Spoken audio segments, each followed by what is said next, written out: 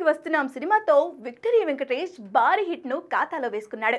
2025 సంక్రాంతికి వచ్చిన ఈ సినిమా రికార్డులు నెలకొల్పింది. డైరెక్టర్ అనిల్ రావుపుడి కామెడీ, వెంకీ నటనకు ప్రేక్షకులు బ్రహ్మరథం పట్టారు. దాంతో వెంకటేష్ తదుపరి ప్రాజెక్ట్ పై ఆసక్తి నెలకొంది. మాటల మాంత్రికుడు త్రివిక్రమ్ శ్రీనివాస్తో వెంకీ సినిమా ఉంటుందని వార్తలు రాగా, తాజాగా నిర్మాత సూర్యదేవర నాగవంశీ ఒఫీషియల్ అనౌన్స్మెంట్ ఇచ్చారు. డైరెక్టర్ త్రివిక్రమ్ తదుపరి 2 ప్రాజెక్టులు జూనియర్ ఎన్టీఆర్, వెంకటేష్తో లాక్ అయ్యాయి. మిగతావన్నీ కేవలం ఊహాగానాలు మాత్రమే. ఒకవేళ త్రివిక్రమ్ సినిమాలు కన్ఫర్మ్ అయితే నేనే అధికారికంగా ప్రకటిస్తా అని నాగవంశీ తెలిపారు.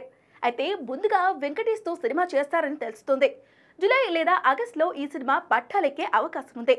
గతంలో వెంకీ నటించిన బ్లాక్ బస్టర్ మూవీస్ నువ్వు నాకు నచ్చావ్, మల్లీశ్వరి సినిమాలకు త్రివిక్రమ్ స్క్రిప్ట్ అందించాడు.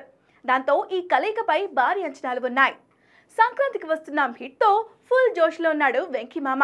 కానీ త్రివిక్రమ్ గుంటూరు కారం సినిమాతో ఆశించని స్థాయిలో మెప్పించలేకపోయాడు. అందుకే వెంకీతో కలిసి బ్లాక్ బస్టర్ కొట్టాలని చూస్తున్నాడు. ఆ తర్వాత ఎన్టీఆర్తో భారీ పాన్ ఇండియా మైథలాజికల్ ప్రాజెక్ట్ మొదలు కానుంది.